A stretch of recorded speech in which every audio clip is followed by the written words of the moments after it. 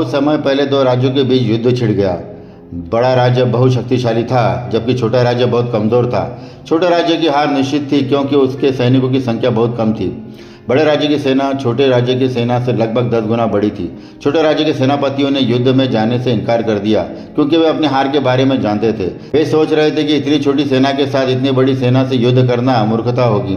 इसलिए बेहतर है कि हम बिना लड़े ही हार मान लें और पड़ोसी राज्य की सभी मांगे मान लें। राजा भी अपने सेनापति और सैनिकों पर अधिक दबाव नहीं डाल सकता था, क्योंकि उसे भी इस बात का पता था। लेकिन राजा बहुत बहादुर था, वह बिना लड़े हार नहीं मानना चाहता था। जब सेनापति और सैनिक युद्ध में जाने के लिए अनुत्सुक थे, तब राजा अपने राज्य के गांव में रहने वाले एक साधु के पास गया। साधु उस राज्य में बहुत प्रसिद्ध था और सभी लोग उसका बहुत सम्मान करते थे। राजा ने साधु जी को अपनी चिंता बताई। साधु ने राजा के बात ध्यान से सुनी और कहा, राजा, आप मुझे अपनी सेना का सेनापति बना दीजिए। साधु की बात सुनकर राजा आश्चर्यचकित हो गया और बोला, महाराज, आप साधु है और आपको युद्ध का कोई अनुभव नहीं है। साधु ने मुस्कुराते हुए कहा, राजा, मैं जैसा तुमसे कहता हूँ तुम वैसा ही करना। राजा साधु पर बहुत विश्वास करता था, इसीलिए उसने अपने सेना का सेनापति बना दिया। जब सेना को पता चला कि वे एक ऐसे व्यक्ति के नेतृत्व में लड़ने जा रहे हैं जिसे युद्ध का कोई अनुभव नहीं है और जो ठीक तलवार पकड़ना भी जानता नहीं है, तो वे और भी भयभीत हो गए। लेकिन साधु बड़े उत्साह में था। राजा को भी साधु पर पूरा विश्वास था। सेना के पास मोक्ष से युद्ध करने के अलावा कोई विकल्प नहीं था। वे सभी अपने सभी हथियारों को लेकर युद्ध के लिए निकल पड़े। रास्ते में एक छोटा सा मंदिर पड़ा। साधु ने मंदिर के बाहर रुककर अपनी सेना से कहा, चलो जाने से पहले हम भगवान का आशीर्वाद लें और फिर उनसे यह भी पूछे कि उनकी इच्छा क्या है। क्या हम ये लड़ाई जीतेंगे या हार जाएंगे? यदि ईश्वर के ओर से विजय का संकेत मिले तो हम युद्ध के लिए आगे बढ़ेंगे, वरना वापस लौट जाएंगे। हालांकि सभी सैनिक बहुत डरे हुए थे, फिर भी वे सभी मंदिर के बाहर एकत्रित हो गए। साधु ने कुछ देर तक पूजा की, फिर उसने अपनी जेब में से एक सिक्का निकाला और सिपाहियों के सामने चिल्लाया। उसने कहा कि यह सिक्का उछालूंगा, यदि यह उल्टा गिरा फिर वापस लौट जाएंगे, लेकिन अगर यह सीधा गिरता है तो इसका मतलब यह है कि हमारी जीत निश्चित है। अब फिर हम बिना किसी डर के युद्ध के लिए निकल पड़ेंगे।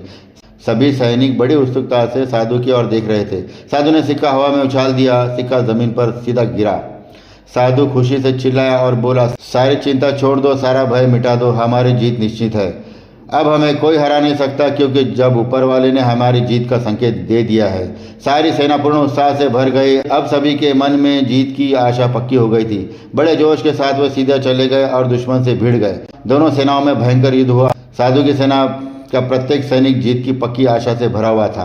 कुछ समय बाद वे दुश्मन की सेना पर हावी होने लगे और अंततः साधु की सेना ने युद्ध जीत लिया। लौटते समय जब वे उस मंदिर के पास से गुजर रहे थे, साधु ने कहा, चलो जाने से पहले हम भगवान को धन्यवाद दें। सारी सेना मंदिर के बाहर एकत्र हो गई और भगवान को धन्यवाद देने लगी। वे सभी कह रहे थे, हे भगवान, आपका बहुत बहुत धन्यवाद कि आपने हमें जिताया।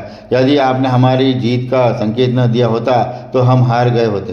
तभी साधु ने चिल्लाकर कहा, भगवान का शुक्रिया अदा करने से पहले जरा मेरे जेब में पड़े सिक्के को भी देख लो।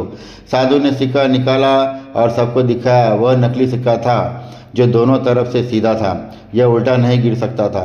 साधु ने कहा, अपनी जीत के लिए भगवान को धन्यवाद मत दो, आप अपने आत्मविश्वास के कारण जीत गए हैं, क्योंकि आपकी जीत निश्चित थी। यदि आप अपनी जीत के प्रति आश्वस्त नहीं होते तो आप हार भी सकते थे।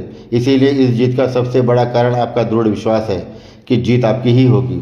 अगर हम देखें अपने जीवन में, तब हम पाएंगे कि हमारे जीवन में सभी चीज़ों की सफलता इस बात पर निर्भर करती है कि हम उससे हासिल करने की आशा से भरे हैं या नहीं। किसी भी काम में सफलता के लिए आत्मविश्वास का होना बहुत ज़रूरी है।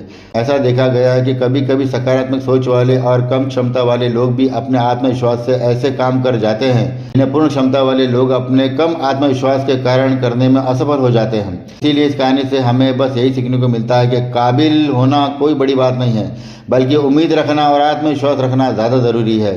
जब आप काम में अपना पूरा समर्पण लगा देंगे तो आपको सफलता ज़रूर मिलेगी।